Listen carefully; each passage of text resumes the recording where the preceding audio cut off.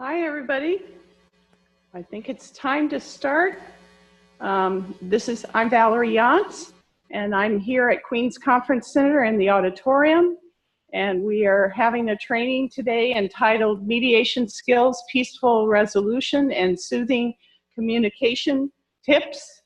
And this is being taught both in person and on Zoom. And the Zoom link is there. If you're having any trouble, you can just click that and get in. Or if you already have a Zoom app, you can just put in the red numbers and join the program. This is membership. Just to alert you that we are a member of the Western Region Public Health Training Center, which involves the 9th region in the federal regions of 10, and we partner with these states, California, Nevada, Arizona, and the Pacific Islands, besides Hawaii. And we are hosted here by the Hawaii Public Health Training, HUI, and I'm a member of that, and I've been chairing that group, and it's made up of local people who really are trying to do professional continuing ed. And I'm based out of the University of Hawaii at Manoa, the Office of Public Health Studies. I already told you about the Western region. And then all 10 regions in the nation are part of the Public Health Learning Network. That's the black icon there. And then we want to give special thanks to Queens Medical Center for hosting us. And our main connection is Eleanor Hui, who helps us get this conference room. But everyone here in the conference room, the AV guys and the people, Harvey and Aaron, are so helpful to allow us to host these every month. I'm one of the organizers. Camille Cristobal does a lot of the out-of-site organizing as the social worker, and Chris Hill is the CHES representative. So we do get continuing ed for 5 different professional groups. We feel very fortunate those professional organizations. You can see them listed here. I'm going to take you through some of the particular details. We do have to keep track of which competencies are connected to the different professions. So you can see today is strongly on communication, health communication in all of the professional groups. And it's particularly about mediation, so it is a useful problem-solving tool. And Tracy will tell us even more about how to use mediation. If you want to get continuing ed credit, you do need to attend the entire webinar, and then you need to take the evaluation feedback survey and wait about 10 days, and a certificate will be sent to you for most of the professional groups, and Camille will email that to you. If by the end of the month you don't get your certificate, please email us and we'll see if something didn't go right. We do like to find the feedback survey. We are accredited through the College of Nursing for the CNEs, which a lot of nurses are now starting to come to these, because we're going to, in 1 year, we're going to come up for our renewal. I'm also a nurse. So we list the learning objectives here. Tracy will take us through these. She is going to be discussing wonderful techniques and processes that she uses and sharing some examples from her different cases that she's worked with, and she'll explain more. We have no financial relationships to disclose any of the organizers or the trainer. And for CNE, you have to go one extra step. You do what was said earlier, do our evaluation, but you do have to go to the College of Nursing at the University of Arizona. This is the link, and fill out their little survey. So you have to do 2 surveys, and you better do it quickly, because it will expire. You see at the bottom, it will expire in 2 weeks, and I can't do anything about that. So you need to just do it today or within the first week. When you go there, that's what the website will look at. And then you click over here on the, I got it in the wrong place, over here is a link for continuing professional credits. And the other category is CHES, the Certified Health Education Specialist, and they have to take a second survey. It's here. This link here is for that. And the website looks like that when you click that link. And we are doing the webinar portion on Zoom. And if you're having any trouble with Zoom, here are the steps. I think you wouldn't be seeing this if you weren't in Zoom unless you're here in the room. And we post all the recordings on YouTube. And I do have my own YouTube account there for all of these professional recordings. We're almost through. So Camille Cristobal emails everyone who is registered, whether they are registered in person or on the webinar. She will email you the PowerPoint presentation, and then you will get these different forms. She will email out the link for the evaluation, but the folks here, we have about 15 in the room right now, will fill out this blue evaluation form. And then once they do that and the training is completed, they will get this orange form, a certificate. You will just get an version of it after you fill out the online evaluation. And then she does email you the flyer for next month on that topic. And now we're getting close to actually starting the content of our training. Tracy Wilkin is the executive director of the Mediation Center of the Pacific, and Tracy and I have known each other for quite a few years and have enjoyed a wonderful professional relationship. And one of the wonderful things about knowing Tracy is that she has a personality of someone who I would expect to be a mediator. I've heard many glowing reports from my professional contacts and her friends. What an extraordinary mediator she is, and now she offers this center and works with can work with more people. She is also an adjunct professor at the University of Hawaii at the School of Law and with the Matasuga Peace Institute program on conflict resolution. She does conduct quite a few trainings and workshops. We were just talking about the ones she's done recently. She too is getting very savvy about webinars and online distant learning teaching. She graduated with her master's and her degree in law here from the University of Hawaii, and we're very happy to have her as our guest presenter today. So I'm going to ask her to come up and we'll start the presentation. Welcome. Nice to have you here. Thank you so much. Thank you so much for that wonderful introduction. Aloha, everyone. Thank you for being here today, and thank you for those of you who are participating online. It's always nice to have faces and people in the audience. You know, the webinars where nobody's in the room are, always a little odd, especially for a mediator, because we're into nonverbal communication and that feedback. So I feel so much better. Not that I'm not appreciative of all of you who are participating via Zoom. So I am going to go through the skill building that I teach mediators, and it's going to be a very abbreviated presentation. Mediation training is really just basic mediation training is a 3-day training.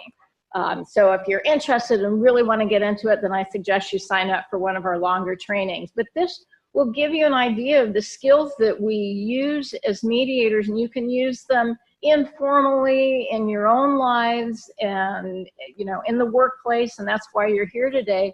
But the other secret about learning these skills is you can use them in your own personal issues at home with your family, and it makes a huge difference. And so I like to start off with just that comment. I think conflict is a fact of life. None of us are exempt from it. It would be really nice if you could say, oh, for those of you who work at the Mediation Center of the Pacific, there's no conflict because you're mediators. But we're human beings, and conflict is a fact of life.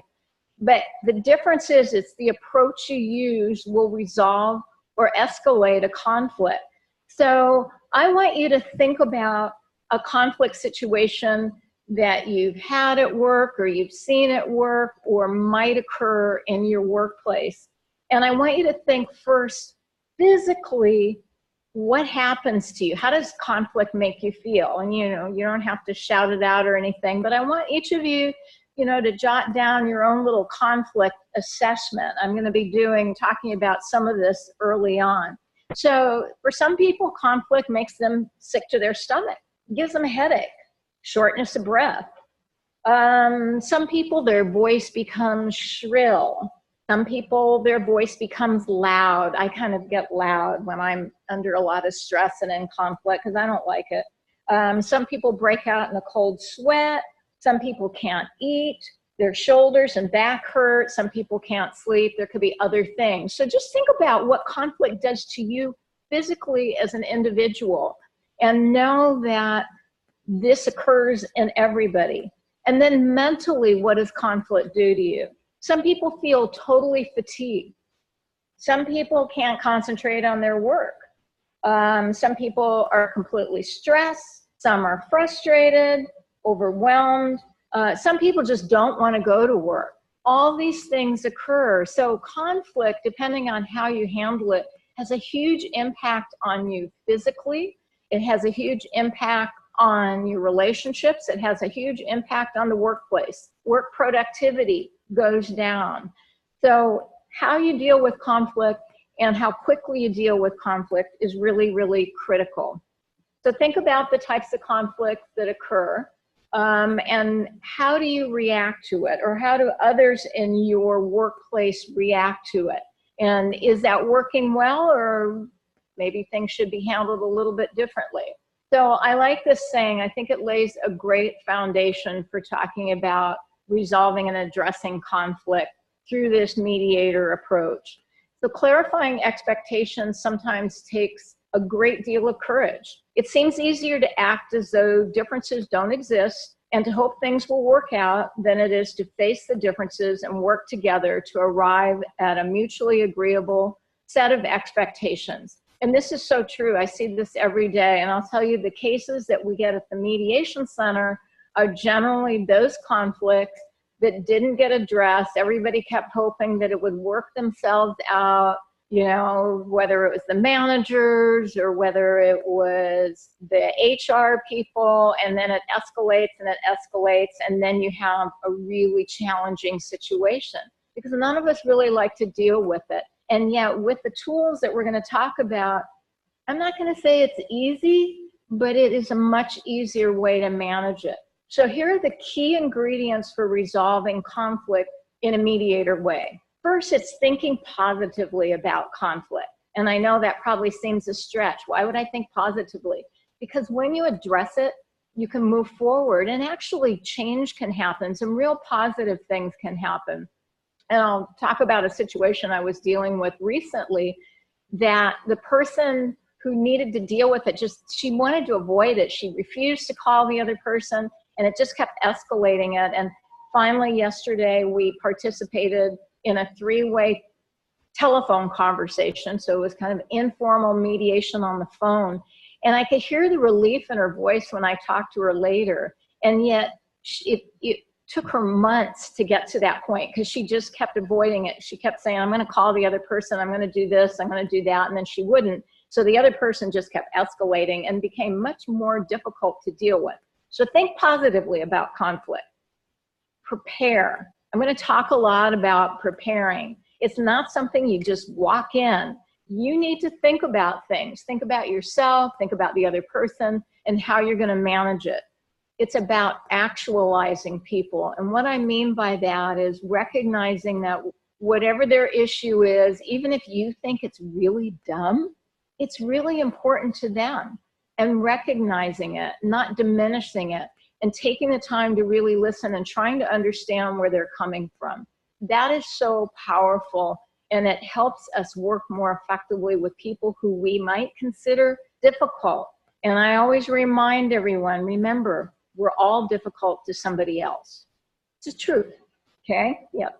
So, and the last is to apply conflict management skills, which we'll talk about. You don't really have the opportunity to practice them, but we'll talk about them so you have an idea of how they work and how they look. And I encourage you to practice them in your own life.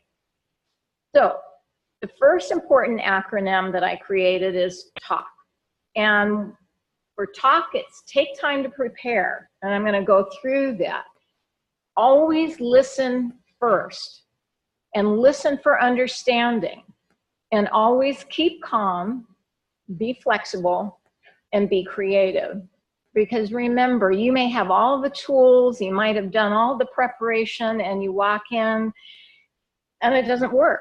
And you don't want to just go, okay, forget this. So you have to be flexible and you have to be creative. And I still have to remind myself of that, particularly when it's a conflict that I'm personally involved in, or even when I'm intervening with people and it's really high contention. It's like, I really don't want to deal with this. And then I prepare and I go in and it just escalates.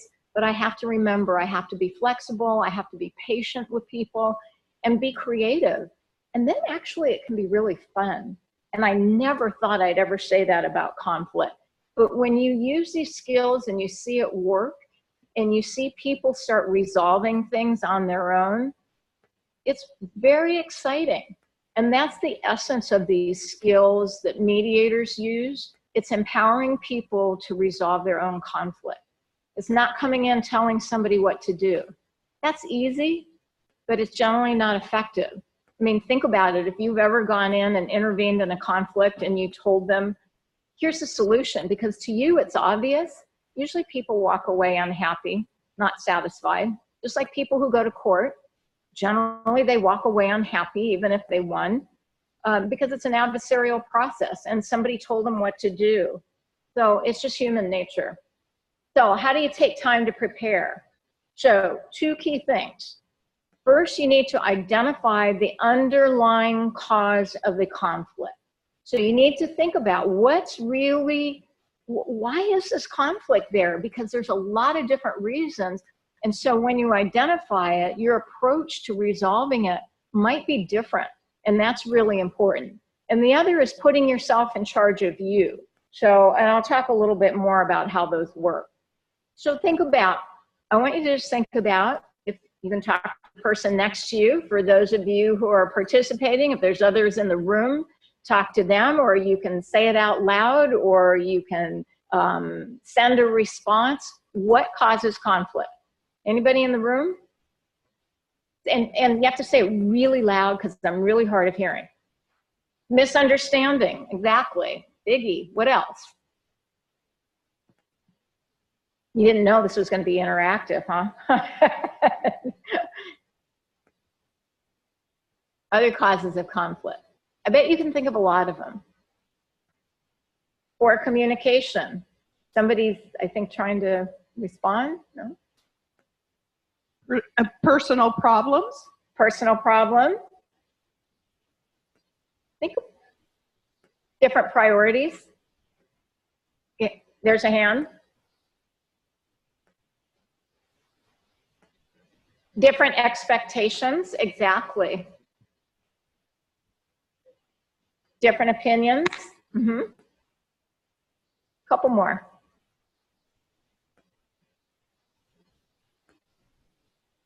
That's why you're all sitting way in the back. So for those of you who are on Zoom, we're in this large room and majority of the people are sitting way in the back. They hadn't had an idea that I might ask questions. There's 27 new messages, so I wasn't quite ready for this, Tracy. Let me read some of these for you. Okay, so just unmet needs, different perspectives, personalities, different values, communication styles, assumptions, differences of expectations, personal values, some of the repeating themselves, difference in feeling about something, lack of information. Awesome. Timing, cultural differences. Yes, okay, there you go. So there are a lot of different reasons why conflicts arise. So one size doesn't fit all. All these skills and tools, yes, but you just don't go in going, okay, so they just don't get along. What if it's a cultural difference?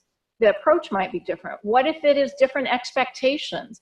So it's really important to think about these things first. And I have a blank screen, but there's a reason for that. So I want you to look at it and then tell me what you saw, or you can email in. What did you see? Okay, two faces and a cup. Anybody see anything different?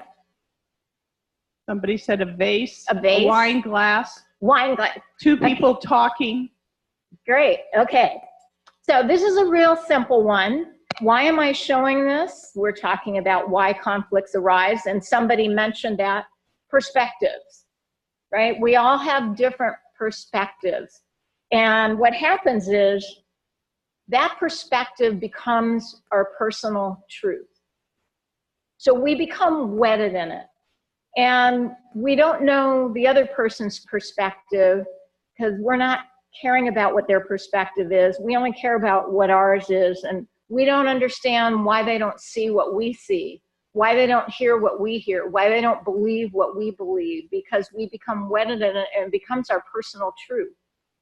So what are the underlying causes of conflict that you encounter in your workplace? I want you to think about those that were coming up. What I want you to be doing is jotting these things down as you go, because at the end, I want you to look back at a conflict in your workplace, or maybe a conflict that you encountered in the past or that you might encounter, and then come up with a plan of how you're going to approach it differently based on this discussion and these tools. So make this a really useful template and working checklist for yourself.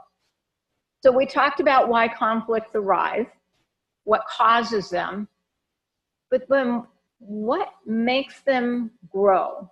What makes them escalate? So it can be somebody's previous experience with conflict, personal beliefs and attitudes, different culture and social attitudes, how people are reacting to each other's conflict management styles, willingness and ability to understand each other's interests, what's driving people, and desire and willingness to solve the problem. So as a mediator, this is what I see. Each person comes in with what I call the perspective blinders. So I have my perspective. My perspective is based on how I was raised, my culture, maybe my religious beliefs, maybe my previous experience. Was I comfortable in conflict? Did I have success? So that gives me my little filter and my perspective. And the other person coming in has the same thing. So my job as a mediator, whether it's informal or whether it's formally, is to help people, one, start recognizing that there's a bigger perspective, start understanding each other's and opening that up, because you can't be creative and problem solving until you can see a bigger picture and have a bigger perspective.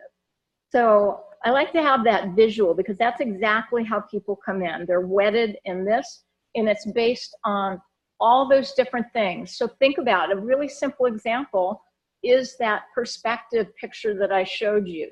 So some people, and it was an easy one because I wasn't trying to spend time trying to figure out what the picture was, but most people immediately saw, okay, it's a glass and it's two faces. But somebody else said, oh, I see two people talking. And maybe their perspective was influenced by the topic of this conversation today. Somebody else said, I see a wine glass. And they're probably thinking, it's Aloha Friday, Pauhana this afternoon, can't wait for my glass of wine.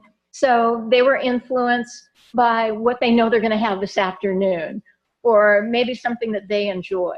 And this happens over and over. It's a really good example. I have another one, a similar slide that's pretty easy, where people always get the two things. And one day I was doing a presentation, and a woman raised her hand and she said, I see a little girl looking out a window. It wasn't this one, it was a different one. And nobody had ever said that before. And I was like, I turned around and I looked at the slide and I looked at it. And then I could see a little girl looking out a window. Now, it just happened that the workshop I was presenting at was for parents of children with special needs. She was there that day trying to get resources and ideas to support her daughter. So certainly her vision and her perspective was influenced by that. So these are really good, simple examples of how, as human beings, what we see and what we hear is influenced by our makeup and our upbringing and everything we do. And so being effective as a problem solver in that mediator role, it's using the tools and skills we're going to talk about to help people see a bigger picture and kind of open up those blinders. And we have to do it on ourselves as well. We have to remember that we do that as human beings all the time. And maybe I need to take a step back and think about, how are they seeing the situation and why are they seeing it different from me? And the other thing to remember is how we approach conflict and what we do can either start helping get it resolved, or it can make it go in a circle. So most people handle things the same way, and it could be effective, but you could run into somebody with a different style or a different situation, and you don't take this time to prepare, so you keep dealing with it with the same way that you've had success in the past, and it just goes in circles and escalates. These are the types of things that I see in the workplace a lot, and they just keep going in circles, except every time it goes in a circle, it escalates it. So that person, those people involved become more stressed, people stop coming to work, people will quit, you'll lose valuable people, you'll hurt valuable relationships. And that's why when you want to take time to prepare, you want to take that step back and think about what's causing it, what's my approach going to be. I talked about the preparation, understanding what causes the conflict and thinking about it. And the other is putting yourself in charge of you. And how you do that is understanding your personal conflict management style. So you need to know your style and you need to know your hot buttons. So let me talk briefly about the styles. And I want you to be thinking about what your style is. We're all a little bit of all of these things, but most of us have a tendency to be more one way than another.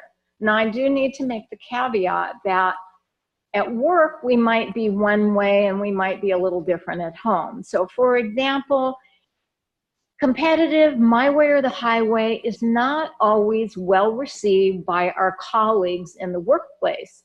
But at home with your kids, it may be my way or the highway. You don't talk back and you do what I say. That's how I was raised. We didn't get to debate things. So my way or the highway. But at work, that's not always successful. But then depending on what your career is, it may be important.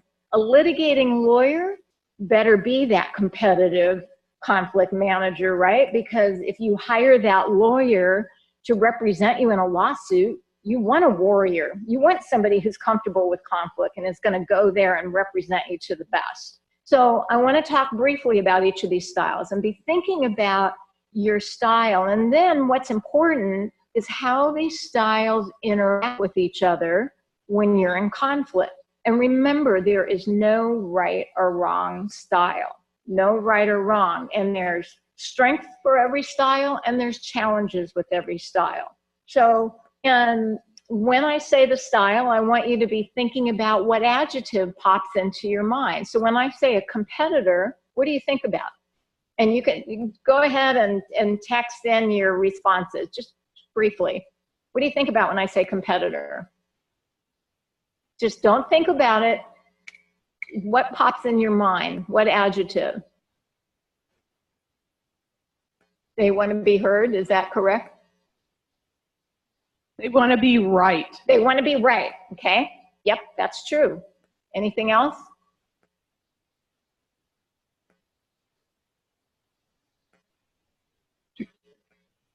Unyielding, okay? A doer, they just want to win. Superior, win, lose, it's about winning. These are the answers online. Great, thank you. Okay, now when I go to avoider, what adjective pops in your mind? Lose, lose, passive.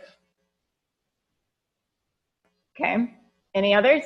You can say it out loud here, and Valerie will be my ears saying it louder. Yep. Fearful. Fearful. Okay. Okay. Great. Now, when I say accommodator, what word pops in your mind? Helpful. Helpful. Flexible. Easygoing. Pleaser. Anybody else in the audience? These are online. I didn't hear it. Say it again. Weak. Okay. Got that. I got that one. Pushover. Okay. All right. Now, what I think why I tell you not to think about it, and I want whatever pops in your mind, because if you are an extreme of one style, oftentimes we will have an adjective that's less than positive to another style. Those are the extreme styles. So when I have a mix of people in a room, you're going to have all these different adjectives like we heard. Although I kind of heard that people here probably aren't as comfortable with competitors, for those of you who responded. But you're not really fond of avoiders. So my guess is most of the people who are participating today probably fall in the compromising, collaborative area. And part of it's because of your professions and the work that you do. And that appeals to you and is probably more of your style. So it's important to recognize what we do to each other. And so it's always a good example to ask people to come up with the adjectives. So I want you to think about these styles. So a competitor, and let me just briefly describe them. A competitor is comfortable with conflict. They can walk in, they want to deal with it. You know, let's put it on the table, let's have a conversation. An avoider hates conflict. They just don't want to deal with it. They're not comfortable with it, and they just don't want to deal with it. So I'd rather just not have this conversation. I'd rather you just leave me alone. And that's how they are. An accommodator also hates conflict. They are not comfortable with conflict. However, they're very driven by people. And not that these other styles don't like people, but some people are more driven by people. So accommodators will give in because it makes the conflict go away, okay? So they don't like conflict, and so they give in, where the avoider doesn't like conflict, so they just walk away. And we have the compromiser, who they're not fond of conflict. They're okay dealing with it, because if I give you a little, you get a little, I get a little, then that resolves it, and we're done, and we're all happy. So they're pretty much driven by people as well. And then you have the collaborator. The collaborator takes time. We all got to talk about it. We got to keep talking about it until we all have a consensus on it. And I'm doing this kind of dramatically and slowly because the strength of the collaborator is they're comfortable and they want to get everybody involved in the decision making, which is great. The bad thing about collaborators is it takes a lot of time. So now I want you to think about these different styles and your style when they're in conflict. So what do you think happens when you have a competitor and an avoider in a conflict? Anybody? The competitor wins. Yeah, kind of. Anything else? Now remember, competitors, yes, they like to win. So all your descriptions. So chaos is what they say online. No resolution. No, there is no resolution. Nothing gets resolved. Correct. Okay, remember the circle I told you about?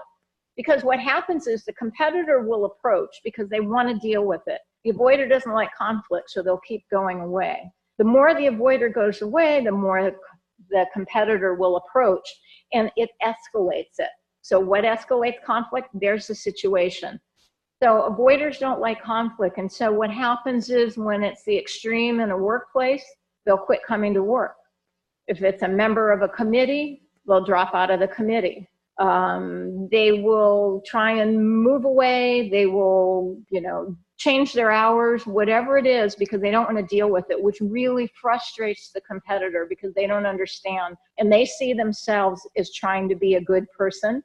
eventually the avoider will see the competitor as being a bad person because they won't leave them alone. Now, what happens when a competitor and an accommodator get into a conflict? See some smile. What do you think? Anybody? Resentment. Hard Yeah. feelings, bad feelings. Yeah. Okay. Wow, you're right on. And why is that? It's because the competitor, because the accommodator cares about people, and so the tools of the accommodator are, I'm going to support you, I'm going to provide you with what you need. And the competitor keeps going, cool, cool. But then after a while, the accommodator goes, I feel used. But because the accommodator isn't comfortable with conflict and doesn't have those tools to confront the competitor and say, I feel used, and so they'll go around. The accommodators are the one who will go to the 4 other people in the workplace and start talking about the competitor, and now you have this kind of gang. Or the accommodator will go around and do something to get back at the competitor. Some people call that passive aggressive, which has a very negative connotation. I like to remind people it's all about the different tools we have to manage conflict. So most people didn't go to school and learn conflict resolution or mediation skills.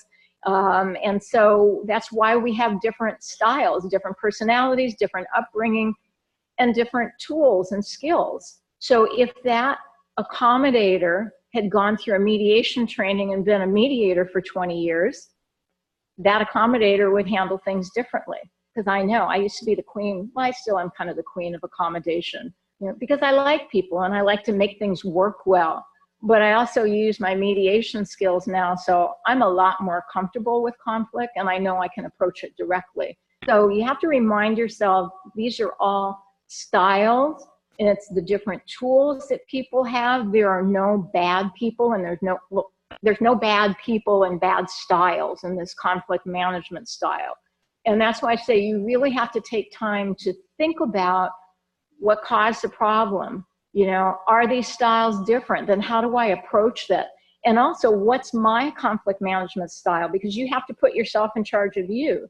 So if I have 2 competitors who are in this conflict and I'm an accommodator, I'm going to have to really put myself in charge of me and think about how am I going to go and talk to these, and when they start going off and getting loud and doing all the drama things that many competitors do. I don't want to stereotype, but from an accommodator's perspective or an avoider's perspective, it's like, really, is a loud voice necessary? Is all this drama necessary? Because they're not going to do it that way. So I'm going to have to really think about it. Or if it's a conflict between a competitor and an avoider, and I'm really an avoider, I'm going to be a lot more comfortable with the avoider. I'm going to have a much harder time. But if I'm going to be effective in a mediator style, it means I can't take sides. It means I can't be pushing for one person or the other. So I have to really understand my conflict management style and how I'm going to interact with these people to best assist them and help things move forward. So that's the kind of analysis. That's just the start. You didn't know it took so much preparation to be effective, but it does. The last thing I want you to think about in talking about these things is what might push your buttons. So before I walk into whether it's dealing with my own interpersonal conflict that I'm having with someone, or whether I'm stepping in informally or formally as a mediator, I have to think about what in this situation might push my buttons, meaning what might make it difficult for me to be effective as a problem solver. Is there something that's going to get me frustrated, get me upset? I need to think about that in advance. So let me give you a specific example. I told you that there were 2 people that I basically intervened with. So one person she's a competitor. She's got that explosive personality, in your face. She's going to tell you what to do. The other person is the avoider. She's a classic avoider. And they're both lovely people, both successful people, total avoider. They needed to deal with each other. She already knew this one had a tough personality. Plus, she heard from all these other people how difficult she was. She just didn't want to talk to her at all. But they needed to for a certain project. So this one just got angrier and angrier. So I started getting the phone calls from her, and she's a challenging personality. So when I knew that I had to follow up, I'm like, okay, she didn't call her. She made the situation worse. Why do I have to deal with this? I'm busy. So I had to think about, all right, I know I'm going to have a hard time when she starts getting very abrasive. So I'm really going to have to make sure that I'm going to think about that, and I'm not going to let it get to me, because if I do, I'm going to lose this opportunity to connect the two of them. I also knew with this one, I wanted to say, why didn't you call her up? You just made the situation worse. And I knew if I did that, it would just shut her down. So I had to go through all these thought processes and put all my other busy stuff aside before I made the phone call first to her. And she was really, who are you? I don't know who you are. I think, you know who I am. But now if I responded that way, right, it would have shut her down. So I had to, oh, I'm sorry. I'm Tracy Wilkin of the Mediation Center of the Pacific. I apologize. I should have thoroughly identified myself. You know, and I tried to do it in a way that wasn't condescending, right? So, you know, I had to go step by step, and then step by step with this one to pull them together. But it took all that preparation on the part of me, thinking about my style and their styles and how I was going to make this work and what would push my buttons before I move forward. So I want you to think about and jot down, what are things that might push your buttons? Think about a conflict that you know of, or in the past, or that might happen, and you want to be the person who assists them with these mediator skills. What might make it difficult for you? So jot those down. This is part of your plan that you're going to have at the end of this hour-and-a-half session, hour and 15 minutes, which is even less now. Okay. So there's always something that's going to push your buttons. It could be the person, enough about me, what do you think about me? Those can push people's buttons, but it can also be the person who's the perpetual victim. Oh, you know, everything is wrong with me, everybody picks on me, and nothing's ever right. You know, that type of personality can be also difficult. So it could be feeling sorry for somebody. It isn't just finding somebody offensive or overbearing. It could also be you feel too sorry for them. You're not going to be effective as a problem solver in a mediator way, because then you're trying to protect them, or you're trying to help them. Mediator skills are not trying to promote a solution, not trying to help one person or the other. It's all about trying to help each person see each other's perspective, understand what's driving each other, and come up with mutually agreeable solutions that they come up with themselves. So that's why it's important to think about these things. If you feel too sorry for somebody, you are going to try and be their champion. You are no longer being effective in a mediator way. So the next thing you do, you're going to ask yourself some questions. What do I hope to accomplish in this conversation? It's really important. Don't just go in and I'm going to have a conversation. What do you hope to accomplish? And is there a reason to have this conversation? What would be an ideal outcome? And if this outcome can't be achieved, what other options are there? And what assumptions am I making about this other person? And make sure you're honest with yourself in these answers. So I'm going to go back in the situation I talked about. I knew this person was a challenging personality from the perspective is she's just kind of a bull and a pistol, and she's going to tell you like it is. And, you know, if she needs to, she'll stomp all over you. And this one is the avoider, so that's difficult in a different way. So I knew my ideal outcome in the conversation that I finally led up to was to get them to talk to each other and work together, so I didn't have to be in the middle of this anymore. That was my ideal outcome. But I also had to think about, if this doesn't work, then what? What's my backup plan? What am I going to do? Because we don't always get what we want. We like to get what we want, but we don't always get what we want. So it's important to have backup plans and other ideas. And also to think about the assumptions you're making. This person, she's just full of herself, or, you know, she's just avoiding, you know, that's crazy. Instead, I start thinking about, I'm making assumptions. I know she's really, really busy. Maybe she just doesn't know how to deal with the situation because she's so busy, she doesn't have time.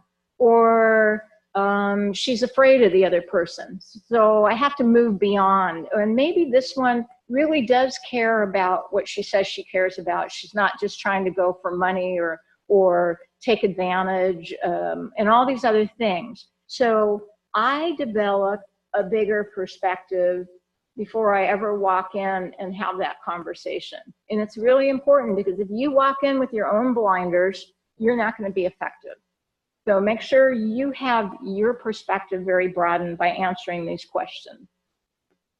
And then, I'm not done yet in preparation, conduct an emotional inventory.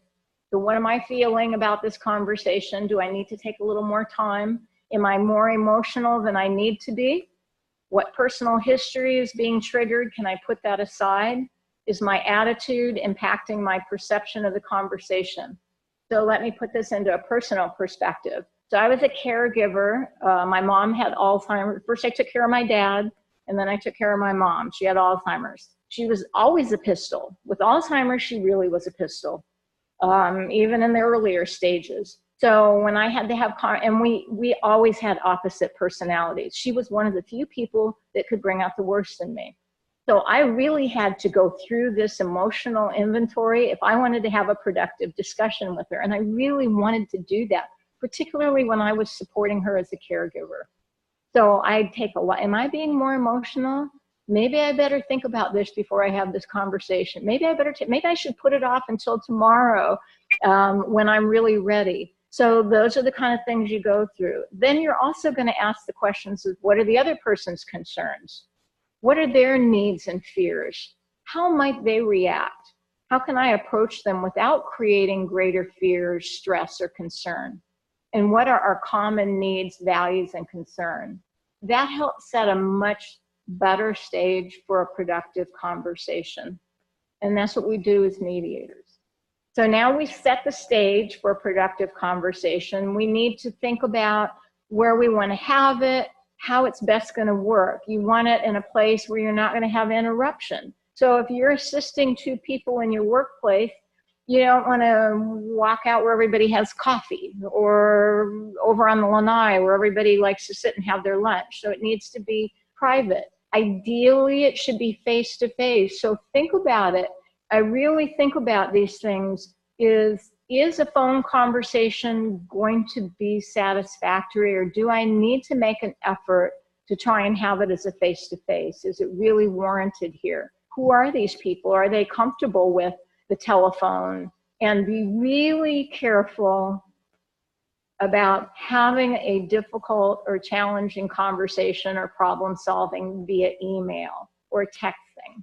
If you've laid a foundation already face-to-face or via phone, maybe follow up with email and texting, that can be very effective. But I would make sure I have laid that foundation because, as we know, email, text, they take on a tone of its own, and it can just escalate things. Now that goes back to my rule, remember to be flexible. So if you do something and you be aware if it's escalating it and go, okay, that approach didn't work. I need to try something different. And don't be afraid to say it. And make sure you're balancing out power. So if you're working with somebody who's the competitor and you got an avoider and you've arranged now a face-to-face meeting, think about what am I going to do to help set a more comfortable stage? You know, are you going to let the competitor come and stand in there, or you're not going to be maybe in the competitor's office and they're sitting behind a desk? So maybe you want to find a room where everybody's got an equal place at the table, equal chair heights. I factor in all of these things. Where is it going to be most comfortable? And then you're going to check your nonverbal communication before you walk in. So nonverbal communication is huge. 90% of how we communicate is nonverbally. I mean, words are important, but how we present ourselves, our voices, everything we do can reduce a conflict or it can escalate it. Now, this is Amy Cuddy, and she does a lot of work on nonverbal communication. And in this TED Talk that she did, what she showed was in her studies, she found that your nonverbal communication can actually impact you physiologically. And so what she shared was, if you're walking into a situation where you're really nervous or, you just need to kind of pump yourself up a little bit, what you do is, and don't do this in public. So you either go in your office and close the door or go in the restroom when nobody's in there, and you make yourself really big. That's what she's doing. So you make yourself as big as possible.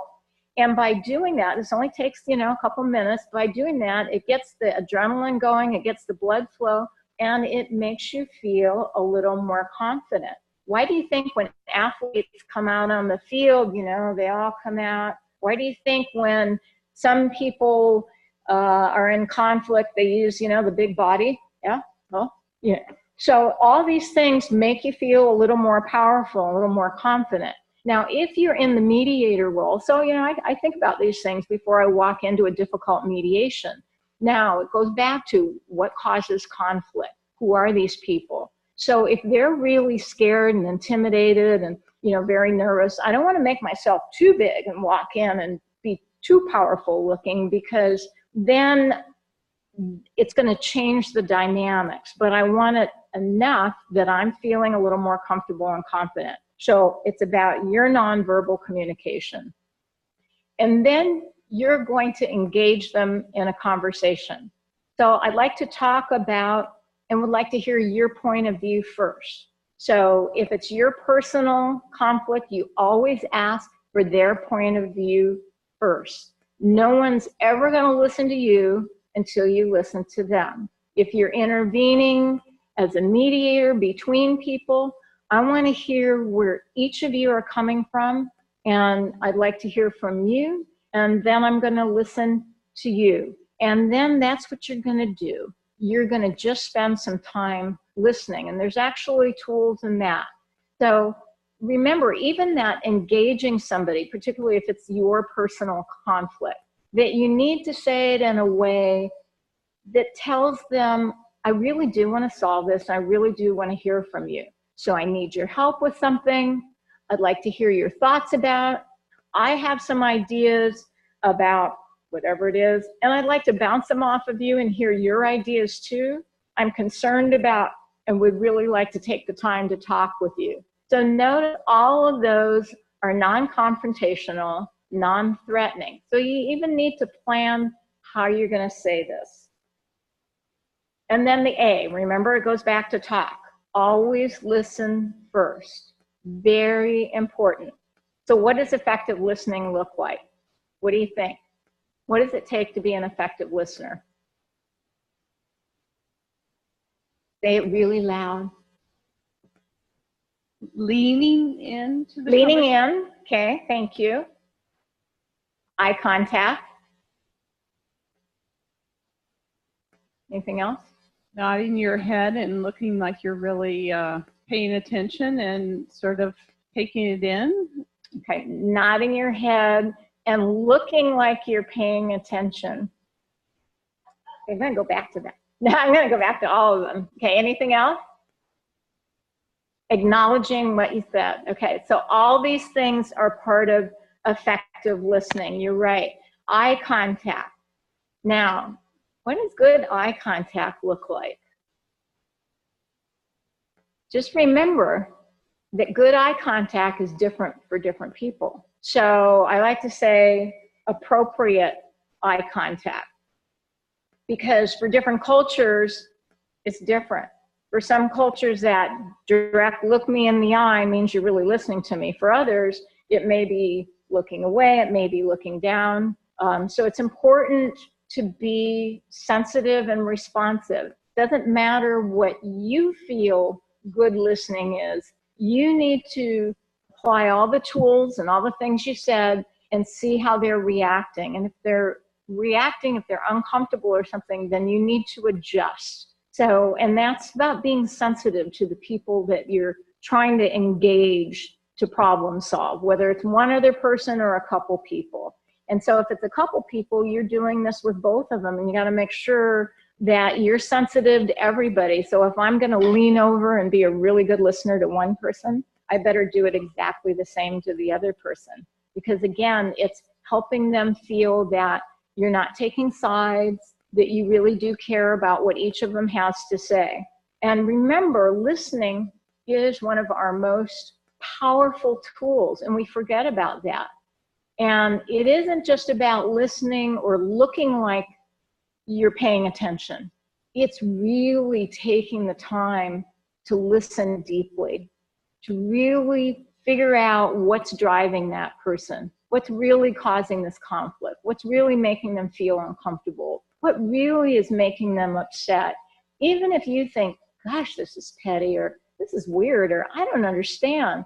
But for them, it's real. And for you got to figure out what that underlying piece is.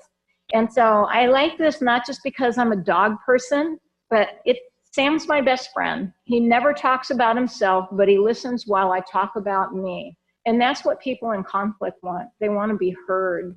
We all want to be heard. We want to be understood, and we want to be heard. It doesn't mean you're agreeing with people, but it means you're making an effort to know what's driving them and what's important. I already brought this up, that 93% of nonverbal communication is nonverbal. So when you're looking at people, you can't just make assumptions. You know, if I had her in a mediation, I might think, whoa, okay, she is not a happy lady, but I can't respond to her like that. I can't say, oh, you look like you have a headache, or gee, do you want to leave? Because all those things can come across insensitive and can escalate. So I might just keep talking and not even acknowledge that she looks angry. Or I might look to her and say, you know, now what are your thoughts on that? So I'm not responding to that nonverbal, but I'm continuing to show good listening skills, just like him. Now, some people who I've asked, what do you think his nonverbal communication says? And somebody raised their hand and said, well, he looks like my uncle. My uncle looks like that all the time, and he's not angry. I go, there you go. Some people think he looks angry, and some people think, that's just how he listens. So we can't draw conclusions, but we need to be sensitive to people and adjust how we're communicating to help them know that they're being heard. And here's the secret of mediators. Because I listen to each person, so the first thing I do is I'm listening to this person. Tell me about the situation, you know, what, from your perspective, what's been going on. I'm listening to them really deeply and carefully, and I'll talk more about how that looks. And then I do it with this person, and that makes them feel good. It also helps decompress emotion. And so then they trust me. So that way, when I go over and I start summarizing back what I've heard each of them say, they're listening to me, which means they're starting to listen to each other. That's the secret of it. So here's what good listening looks like. You face the person squarely. So if you're working with more, you got to make sure that you're adjusting your nonverbal communication exactly the same for both people. Open posture. So don't ever use the finger pointing. You shouldn't be sitting there going, even if that's your comfortable way of sitting, open body language, leaning forward, and somebody said that, appropriate eye contact, relaxed body stance. Key components, you're listening so that they're being understood. So you're taking the time to clarify misunderstandings. You're helping the speaker leave behind, as I mentioned, negative emotions. When people feel heard, it starts helping those high emotions go down. And you can never problem solve when people are emotional. You need to use the ears listening. Empathize doesn't mean you're agreeing with them. Ask questions, and you're going to rephrase or reframe and summarize back what you've heard. So this is how mediators speak. They validate the speaker's experience, their point of view. They let the speaker know that their concerns or feelings are real, and they help the speaker communicate his or her concerns or feelings. So you ask for their perspective of the situation. You're listening for what's important to them, what they value, and you're validating their ideas. So it could sound like this. It sounds like you're frustrated you weren't acknowledged for the extra work you did last week. I understand you stayed late 2 nights in a row because we were short-staffed. You feel no one appreciated your extra efforts. Is that correct? Now that might seem a lot convoluted, but when you are working with somebody who's in conflict, notice one, I was tentative. You never say, oh, this is what you're feeling, or this is what happened. It's always that. It sounds like what I'm hearing. That's why you hear that mediator talk. I'm getting that. And then what you're trying to do is, what is that underlying need, the frustration or acknowledgement? What's really driving this person? It isn't about you're mad. It's about, oh, you're frustrated because. And then you're trying to tentatively put out what you're hearing as the situation and then asking them to correct. By doing it this way, people know, even if you don't get it exactly right, that you're making an effort to really listen to them and figure out what's driving them. It also helps them understand themselves. So just remember, when we're in conflict, we don't go, well, let me think about what my interests or needs are. We just know I'm really mad. I feel like I was treated badly. I'm really upset. So as you're reflecting this way, it also helps this person think, yeah, that's right. I'm really frustrated. Or yeah, that's right. Nobody acknowledged me and that's all I wanted. And so that helps them have a bigger perspective because now it's something tangible to work on.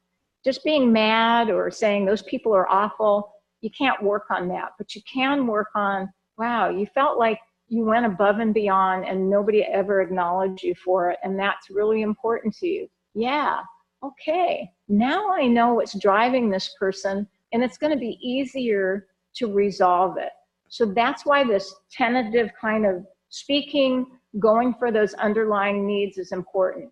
This is the Chinese character that makes up the verb to listen.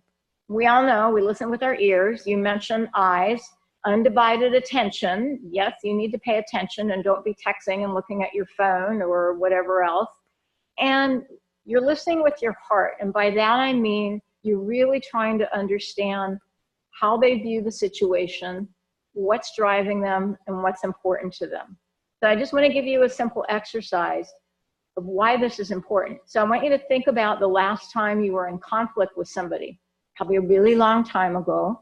And I want you to picture the person that you're in conflict with in front of you, and they're talking. As they're talking, what are you thinking about?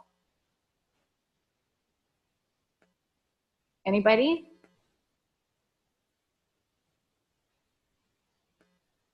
What you're going to say back to them. That's exactly right. So it's what we all do. It's human nature. We don't hear a thing they said. We don't know why they view the situation the way they do. We're just going, okay, as soon as she sets up, I'm going to tell her this, this, and this. That's how, yeah. So when you're in that mediator role, that problem-solving role, you're really trying really hard to find out what's driving people, what's important to them, what's their perspective. And the beauty of this is once you do that and they know you have it, even though you're not agreeing to it, they're going to be willing to listen to you. They're going to be willing to listen to the other person. That's how this formula works. So it's not rocket science, but it does take work, and it takes a lot of patience and preparation on your part. So another quick exercise about what these underlying needs are and how a mediator functions. So you've had a long day at work, and you're really tired and you're stressed out, and you come home and there's your 2 kids and they're fighting over an orange. I want it, no, I want it, no, I want it. So how are you going to solve this dilemma?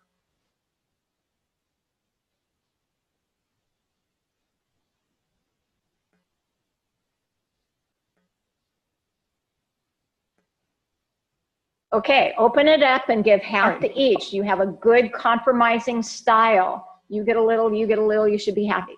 No, I want the orange. Anybody else have a way of solving it? Go ahead.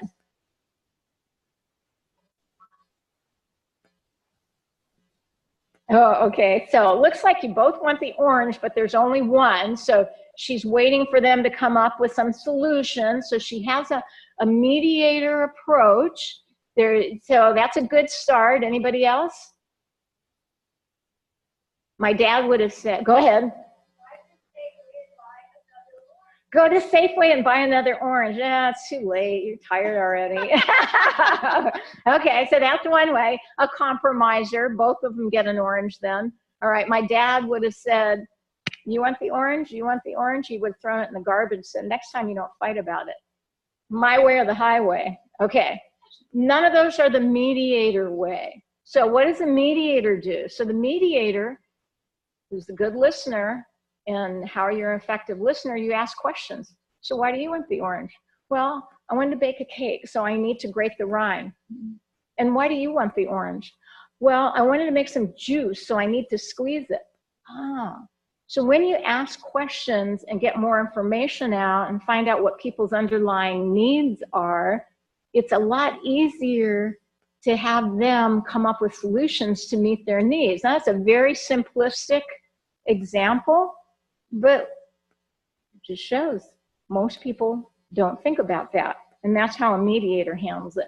And the art of asking good questions is huge, because then you can get to those underlying needs and interests. So here's what you don't say. So here, the example up above, the real problem here, I was assigned to the job, but she keeps changing the details and timelines and messing everything up.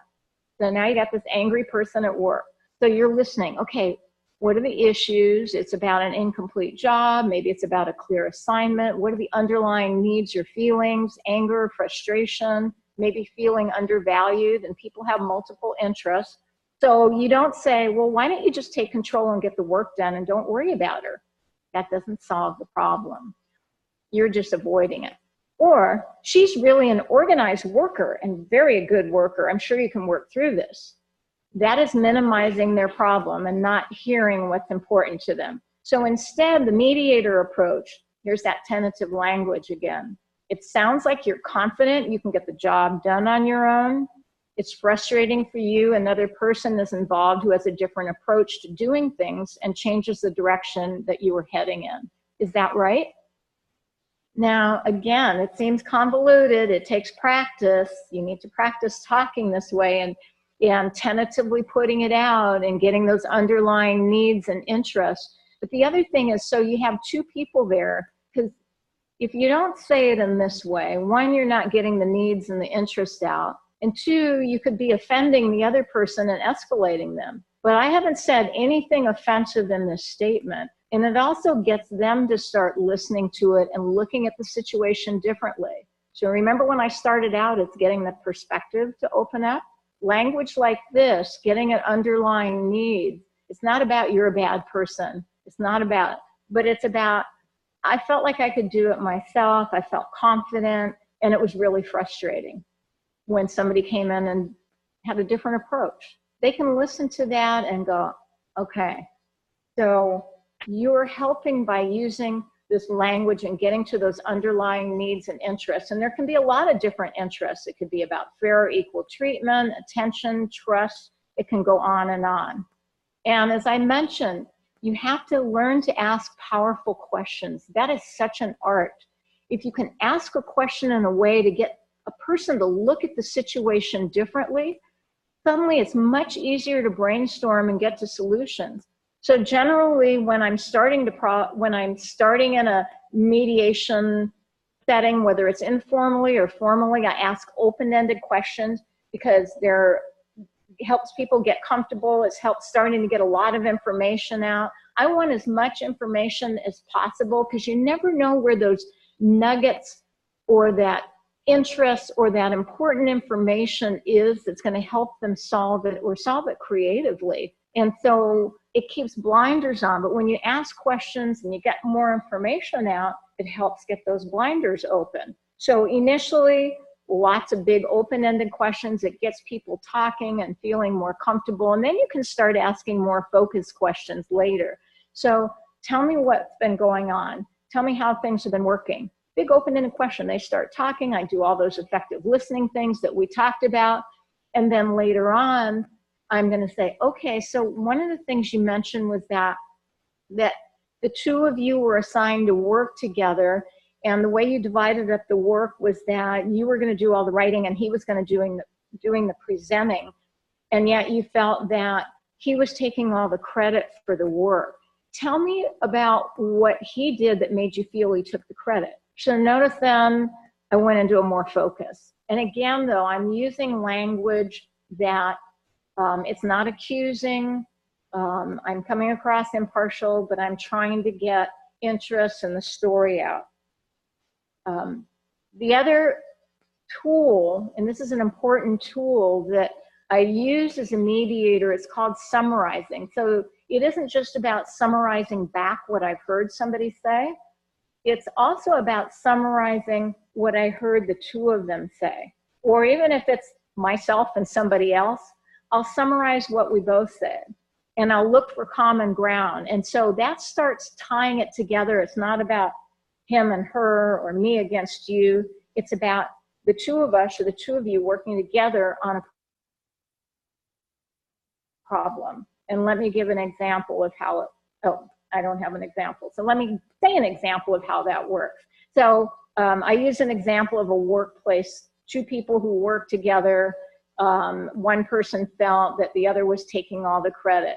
So I now ask them a lot of questions. I got their underlying interests and I'm reflecting back, and I might say, you know, I'm hearing you both describe the situation the same way, in that you've worked together in the past, but you never had to work on an assignment together, but you were comfortable doing that, and that you both agreed that the way you divided up the work is you were going to do the written part and you were going to do the presenting part. And that all seemed to work fine. And it seemed like what I'm hearing is where things broke down is when he presented, he didn't mention your name. And you're saying that both of your names were on the written report because you put it on there.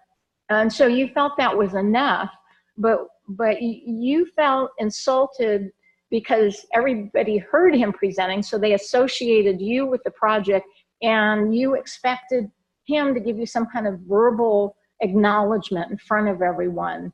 Is that correct? So notice I'm trying to pull it together, where they agree, where they disagree. It's not about you and her. It's about, here's a shared situation, and where are their commonalities and where are their differences, and those underlying needs and interests. That's how you talk. Seems a little stilted at first, but trust me, if you practice and practice on your family, and they'll say, why are you talking weird? But the more you do it, the easier it gets, and it works. I see it work all the time. And then you're going to share your concerns without being critical of the other person. Use those I statements when you're sharing. It's not about what you did, it's I feel. And so you need to know your own interests. I felt really frustrated. I felt hurt because I felt like I had done my fair share of the work, and I really expected that when you got up, you were going to mention both of our names. So I felt really hurt when you didn't. So it isn't about, you know, you were a jerk, or why didn't you do this, and all those other things about how I felt and how this impacted me. And you do the same thing when you're working with people. So you felt this way, and this is how you felt, and this is where it happened. So there's no accusations. And sometimes you really have to work on the language. When you're not used to talking this way, it's easy to go to language that can escalate.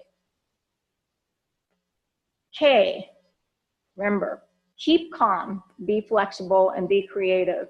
This is Kimmy Werner. She is the world's greatest free diver. She's an amazing lady. And when they ask her, how did you learn to dive down so deep, you know, without any equipment? And she said, what I've taught myself is to be calm. And the calmer I am, the more breath I have and the deeper I can go. And so that was really tested one day. She was out diving and this great white shark came at her.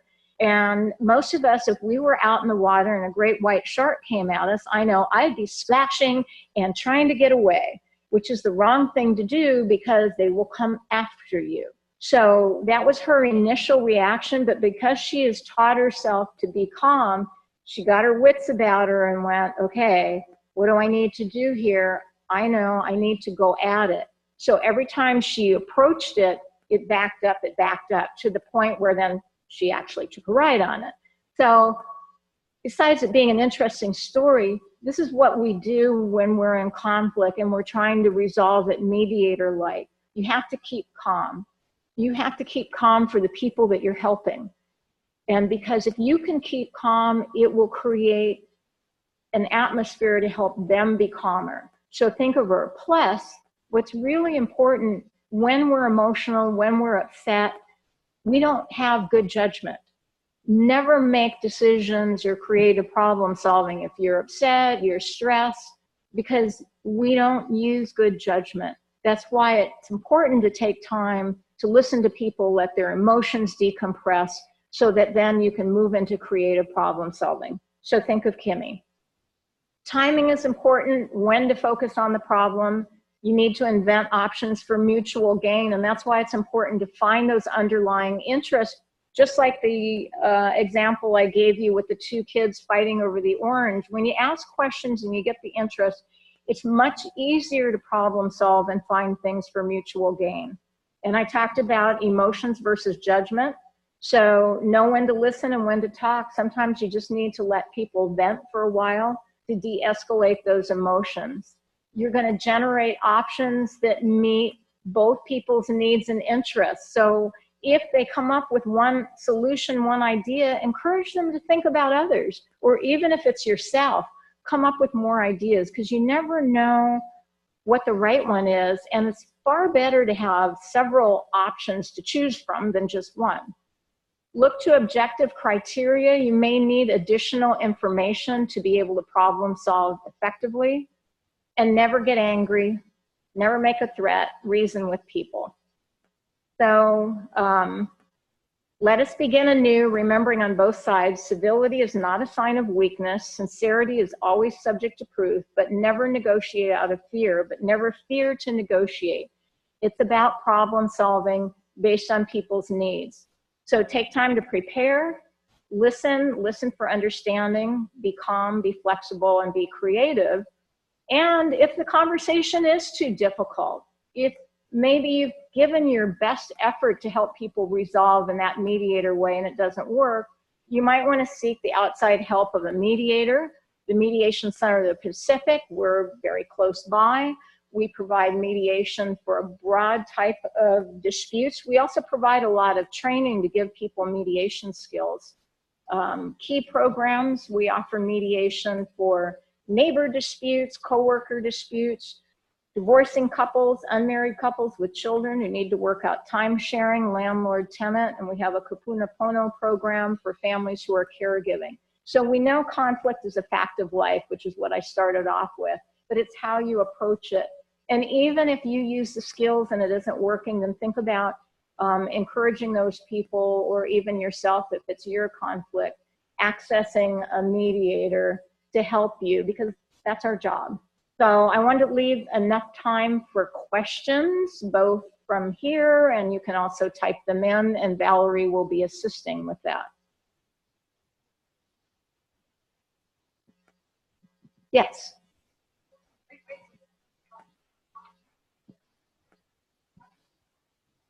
Wait, Candace.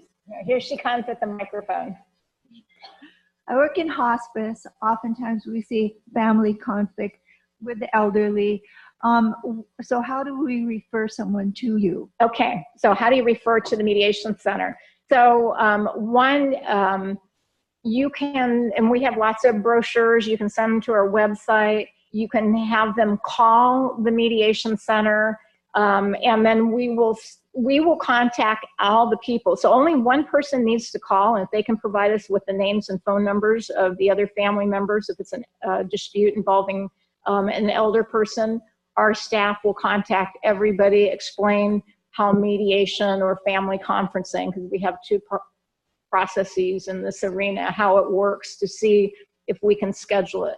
If you're working with an organization that wants to set up a direct referral process with us, send me an email or give me a phone call later, because that's also what we do. You know, we're trying to work with groups that are in the elder population that are working with a broad array of the elder population. Because if you hand them a brochure, a family member, oftentimes they'll go, okay, but they won't initiate the call. So by having a direct referral process, getting permission from them, you send us their information and then we're proactive and call. We can also do that as well. So those would be the two best ways. So I know there is much, I loved your presentation. Thank you for all these useful tips and how you organized it. I have even a greater appreciation for your mediation skills.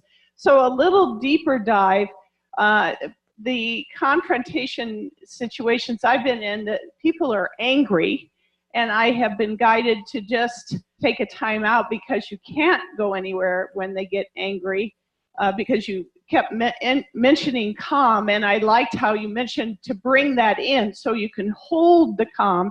But could you explain a little bit about an angry situation? How do you do that? Do you just reschedule, or how do you diffuse it, or share? Okay, so so the first thing, if I need to put myself in charge of me, that's really important. And the other thing for me personally, because I'm really busy, I'm sure all of you are too, and I'm always juggling multiple timelines, multiple projects, multiple things. So if I'm going to be effective as a mediator, I have to be able to put all of that aside. And when I walk in and sit down with people, I can't think about anything else except listening to them. And for my rule, if I feel that I have too much going on and I can't do that, then I will not intervene as a mediator. Even like the situation I described yesterday. Like I actually put that off for a day because I had too much going on and I knew I was personally stressed out. So that's first. So if you don't do that, one, your energy is going to just hype them up and you're going to be reactionary to them. So that's the first. The second then is when you have somebody who's really, really angry, just let them blow steam. You got to do more listening and forget about the reframing and the summarizing because they'll view that as interrupting. So when I have somebody like super angry, just, wow, oh my gosh, yeah. You know, and some people take longer. And then when I hear like a little break in their voice, or if I'm looking at them and I kind of see their body kind of coming down, then I go, oh, I understand this is, I don't say I understand, never say that.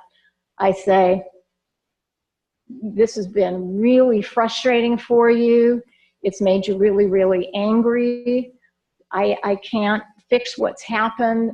I really want to understand the situation. So everything about me is saying, but I wait. Because if you try and, even if you're trying to do good listening by, okay, she said to summarize. If you do that to somebody who's angry and spouting off, it just escalates them. So somebody like that, you have to wait longer. But if you keep trying all these tools, so for example, I had one fellow and he was that way. He was just angry and spouting. So I waited till he decompressed.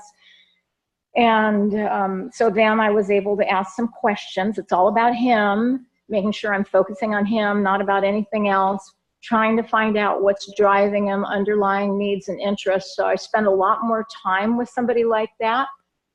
And then if I can get them there, then maybe try and bring over then the perspective of the other person or get them to listen to the other person. If they keep getting angry, then I might say, this is really frustrating for you and I don't want to make the situation worse. So maybe we should try another time. But you have to be really sensitive and know when to back off, when to just let them vent. The lady on the phone, so she was another good example. So I knew that she was a pistol. As I said, when I called her the first time, I mean, she was just, you know, so I just listened and and finally I said to her, you know, I really want to work through this and I'm hearing that this is what's important to you. And I reflected back what I thought was important to her. And because I got it, it helped her de-escalate. So there's no one set answer, but all these different tools. But if you try all the different tools and they're still just, then it may be that you just need to wait. But I think generally these tools can help de-escalate, but sometimes you just need to listen a little bit longer. Yeah. Good. We have several comments online. Let me just, some of them are very straightforward, simple. What is email to get training or a phone number for you? Okay, so my phone number is the same as the Mediation Center of the Pacific. It's 521-6767. Yeah, I'm happy to brainstorm with you about challenges. Feel free to call. And you can also go to the Mediation Center of the Pacific's website at www.mediatehawaii.org. It's all spelled out. And we have our trainings. We have basic mediation training, advanced. We also have one called Mediation Skills for Managers. It's a one-day training. So it goes over a lot of the things that we talked about, but in a much bigger way, and you have the chance to practice. So it's informal mediation. You get the chance to practice the skills and actually informal mediation practice. And I will say, and I'm not just touting it, the reason I've done this so long is because I just see the value of it and I see it work. One of the things that makes our trainings great is we actually have mediators come in and work with the small group practice. So they're giving you feedback. That's really what makes it a great training, because you get feedback from people who do this work all the time. Yeah. Great answer. One comment from Glenn: this was an excellent presentation review. Thank you. Val, how long will the YouTube video be up for? Because we recorded it and I put it up and I don't take it down, so you'll have no trouble getting it sort of indefinitely. Website, say the website again. Could you say the website so again? It's www.mediatehawaii, and so it's mediatehawaii.org. Okay. You can Google us. Candace is asking, is there a cost for services, or what is the cost for services? Okay, so our services in general, we charge on a sliding fee scale according to household income. So if you have a divorcing couple, each person will pay a flat fee for a 3-hour mediation session. If somebody's in the indigent population, the fee is waived. For our landlord-tenant mediation program, we're really encouraging people to access us early. There is no charge. We are encouraging people to access us early. There's so many landlords and tenants that end up in court, and by that time, I mean, you could still work out things sometimes, but if people would access early, it would make a huge difference. So there's no fee. For the Kapuna Pono program, for a family conference where we bring the whole family and the elder together and facilitate a discussion about the needs of the elder, if they're in the low-income population, the fee is waived. If they're a Kaiser Permanente member, the fee is waived. And it's simply because we had a direct referral program with them. If they have financial resources, we charge a flat $250. Our goal isn't about the money. Our goal is about helping the people. So we're very flexible. Great.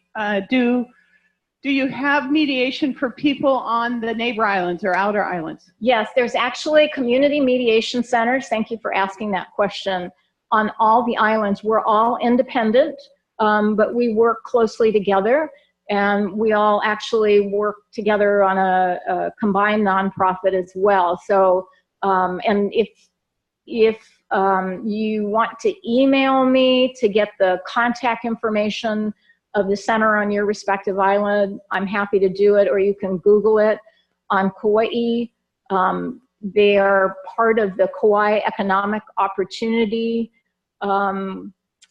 nonprofit organization, so the mediation program is within KEO. On Maui, it's Maui Mediation Services. On the Big Island, there's actually 2 centers. Kuikahi Mediation Center is in Hilo, and West Hawaii Mediation Center is located in Kamawela. So together they cover the whole island, and they all provide great mediation services. Okay, and somebody asked if they could get the slides, and Sandy, I think you're late to come. I already put the link in this chat box where you just type that question, look up at the top of the link. Somebody asked specifically about Kauai, but you answered that. And then somebody wanted to know, how would you characterize the similarities and differences with mediation, as you explained it, and motivational interviewing? I think that there's some similar skill sets in the two. These are, just like, what's the difference between mediation and facilitation? And you're using the same skills and tools. It's just the approach and process might be a little bit different. Somebody asked specifically about Molokai, and somebody else are going to have to call Maui, or is there something on Molokai?